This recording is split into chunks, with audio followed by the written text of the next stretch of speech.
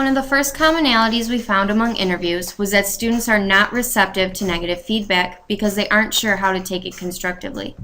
Due to lack of exposure to peer feedback in a classroom setting, students often feel unsure and intimidated by giving feedback. This can be overcome by creating a safe environment.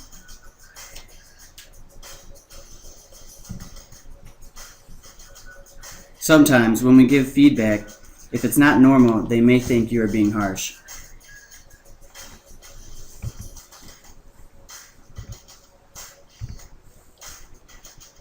Students motivate each other without even realizing it because we all have a natural drive to be the best we can be. When competition is implemented in a healthy and constructive way, students thrive on recognition from professors and other peers to produce amazing work.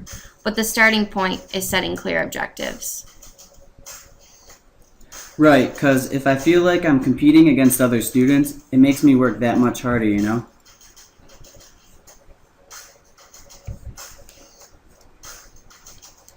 When professors create a safe environment, it allows for open communication and a comfortable atmosphere promoting class discussion. By doing this, students are more apt to participate and offer perspectives and opinions, creating more synergy and excitement to learn for the whole class. Another way to create a safe environment is through healthy competition. Sometimes I get nervous to speak up in class, because what if I say the wrong thing or something?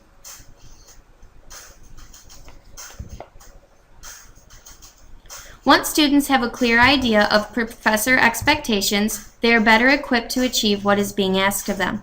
This provides a better focus towards the task at hand and promotes more communication between students and professors. One way to establish clear objectives is through explaining a grading scale.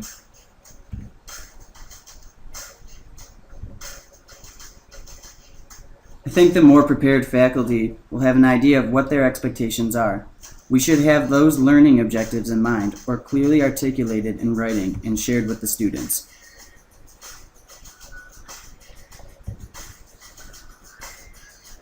When students understand why they earn a certain grade, they can begin to focus either on how to improve or maintain a grade that satisfies them.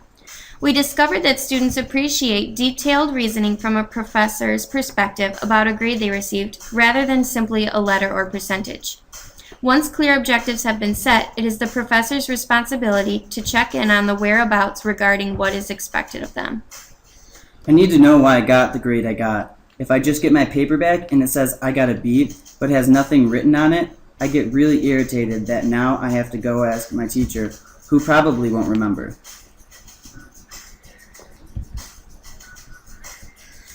In many of our interviews, students expressed their appreciation for encouragement that they are on the right track. By giving consistent formative feedback throughout the learning process, students are more confident about their performance in the class. It's the professor's responsibility to ensure that students are producing the necessary caliber of quality work. However, the students should also be held to a certain level of accountability.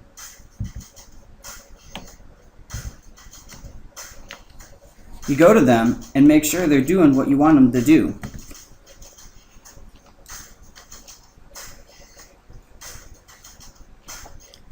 Students need to be responsible for seeking out their own success and motivate themselves to meet or exceed expectations at their own discretion. From a professor's perspective, this not only instills reliability in a student, but also sets them up for success in their future.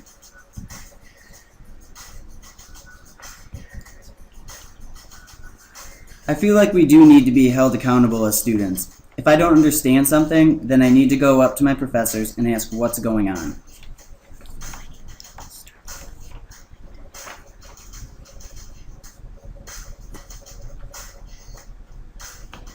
One method to utilize during the inspecting is called the compliment sandwich. This is implemented properly when feedback starts with a compliment, transitions to aspects which could be improved, and finishes with another strength. This method is effective because although it does not drag students down in a negative light, it does not inflate their egos to the point of the inability to improve. I'll circle the part of the rubric that they did well and the level at which they feel the assignment.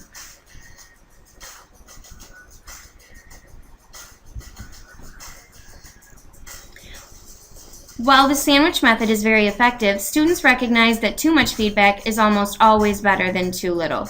Most students we interviewed agreed that professors should focus on giving more feedback rather than less.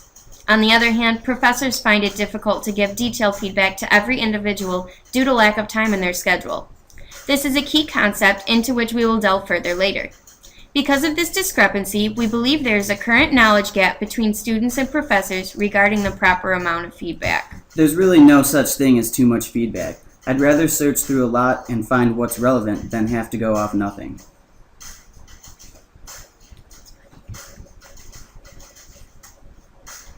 In order for professors to inspect what they expect, they must in turn be flexible with their schedules as well as teaching styles. It is necessary for them to be willing to communicate with students outside of the classroom in order for their expectations to be considered achievable. If professors are not flexible, students become discouraged and produce below average work. It's really hard to make office hours on campus because I work, so it'd be cool if there was a better way to get a hold of them.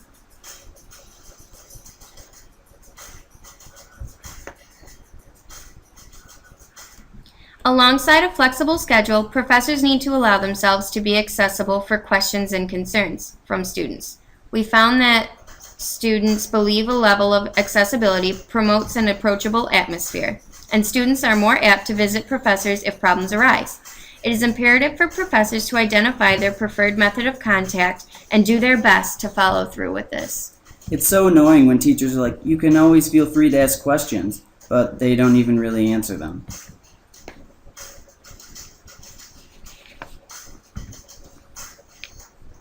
We found that the professors and students alike tend to prefer face-to-face communication when giving and receiving feedback. This form allows for the exchange of nonverbal gestures and facial expressions, as well as voice inflections and tones to be perceived properly, supporting an open line of communication with clear intentions from either party. Face-to-face trumps all.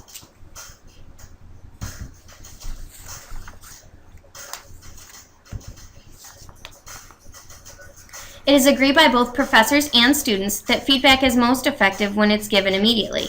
Instant feedback helps to complete a learning loop while the information is still fresh in the minds of those involved.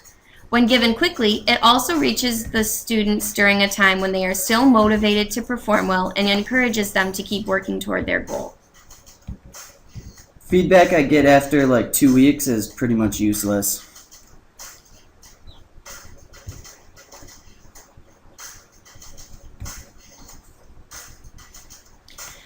We found that those professors who are the most flexible are also the ones who put the most focus on their students. By putting students first, professors create mutual respect, which is necessary in creating a safe environment within the classroom. Students appreciate when they feel that their needs are a priority, and as a result, they put more effort into learning the material. I know a lot of teachers have other stuff going on, but I work in stuff too, and I still have to find the time to put in the effort.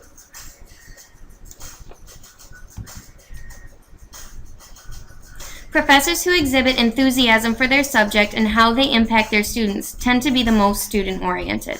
The most passionate professors are also the most successful in instilling drive to succeed in their students. This creates an atmosphere where knowledge and experience are promoted in and outside the classroom. When they are more enthusiastic in the class, it is literally so much more interesting.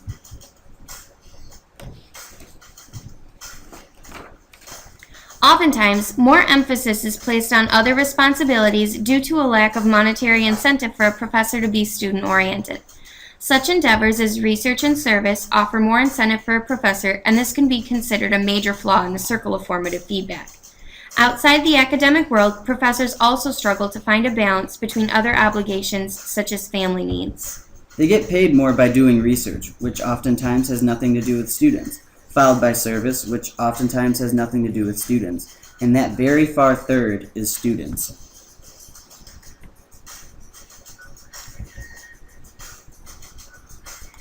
In addition to being student-oriented, professors should strive to make a lasting impact on their students.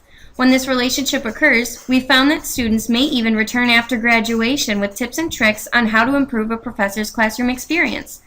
For most professors, this is a very rewarding experience and can even limit the amount of work required for them to find and bring relevant examples into assignments and projects. They make me a better professor because now they've been out in the real world too, and they're coming back and they're tweaking some of the things I said and some of the things that are changing.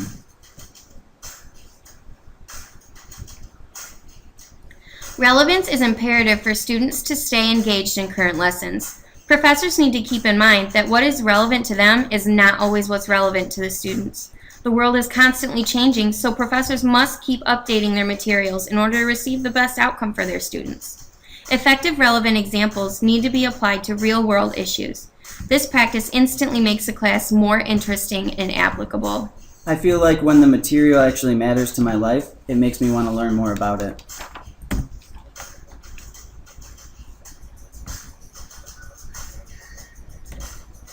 Currently, professors try to stick to the bare minimum when it comes to giving out feedback in order to save time. While most students view this as an obstacle to learning, we've discovered that it should be instead viewed as an opportunity to reach out to the professor to obtain a deeper understanding. When feedback is two ways, it gives you a chance to justify what you did.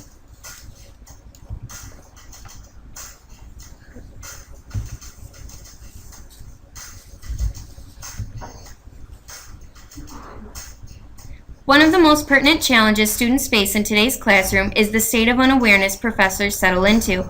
Although they describe themselves as willing to adapt to changing environments, and most find current radical teaching styles intimidating, this fear of change is difficult for students to comprehend and perplexing for professors to conquer, creating yet another knowledge gap in the world of formative feedback between professors and students. You need to develop that comfort with the tools and the comfort with yourself.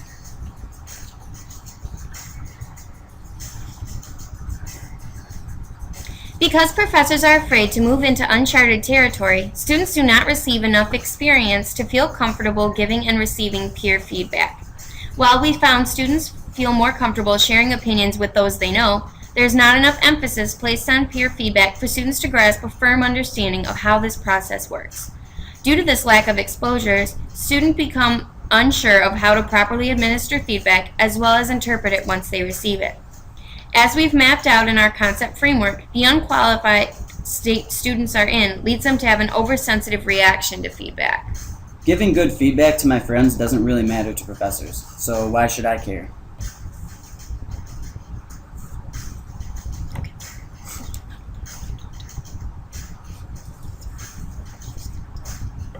Students appreciate feedback. Most understand they need to use it as a motivational tool to progress and be better from. Professors understand the importance of feedback, but due to time constraints, other priorities, and a fear of change, most only give summative feedback at the end of a project or assignment. Students would rather receive formative feedback throughout the process of completing a task to be reassured that they are on the track to success. Because of this knowledge gap between students and professors, communication is not received as clearly as it is intended throughout the feedback process. If feedback was emphasized more within a student's academic life, they would become more accountable for the work they are producing. If professors were more student-oriented, they could approach the challenges of an adapting classroom as an opportunity to give great feedback and produce great students who will in turn contribute greatness to society. If communication wasn't lost and intentions were clearly understood, feedback could become the greatest tool for gaining insightful knowledge and continuous improvement.